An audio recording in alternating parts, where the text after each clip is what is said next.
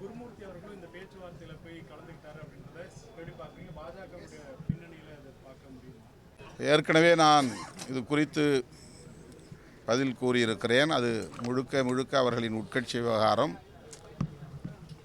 அல்லது அவர்களின் குடும்ப விவகாரம். அதில் நான் கருத்து சொல்வதற்கு ஏதும் இல்லை.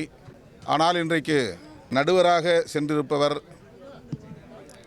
யார் என்பது ஒரு கேள்வியாக மாறியிருக்கிறது. பாட்டாளி மக்கள் கட்சி தொடக்க காலத்தில் இடதுசாரி சிந்தனையாளர்களின் ஏகோபித்த வரவேற்பை பெற்றது, ஆதரவை பெற்று வளர்ந்தது, எழுச்சி பெற்றது.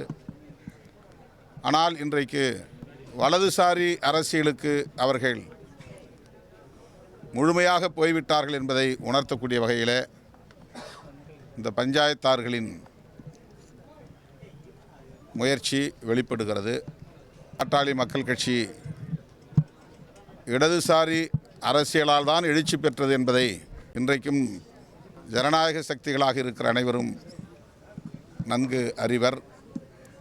ஆனால் அது ஒரு வலதுசாரி இயக்கமாக மாறிவிட்டது என்பது, அதன் அடிப்படையில் பஞ்சாயத்து செய்யக்கூடியவர்கள்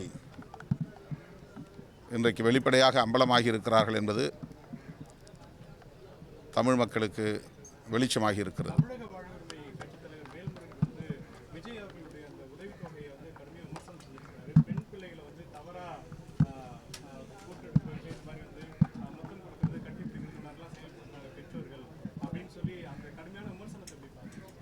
தெரியல, என்ன சொன்னாங்க தெரியல, என்ன நடந்ததுன்னு தெரியல.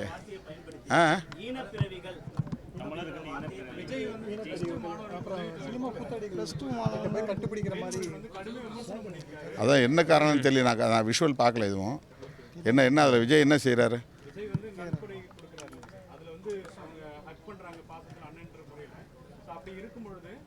வேல்முருகன் மேடை பேச்சில் ஒன்று பேசும்போது இந்த மாதிரி கலாச்சார சீரழிவு அது போன்ற செயல்பாடுகளில் பெற்றோர்களே வந்து இது பண்ணுறீங்க, உங்களுக்கு பிள்ளைகளை கூட்டு போகிறீங்க, 3 வருடத்தில் கல்யாணம் நடக்கும்போது இப்படிப்பட்ட சூழலில் எது சரியாக இருக்குமான்ற மாதிரி ஒரு விமர்சனம் பண்ணியிருக்காங்க.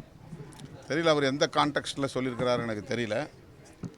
விஜய் அவர்கள் படிக்கிற பிள்ளைகளை ஊக்கப்படுத்தக்கூடிய வகையில் உதவித்தொகையை வழங்குகிறார், அது வரவேற்புக்குரியது.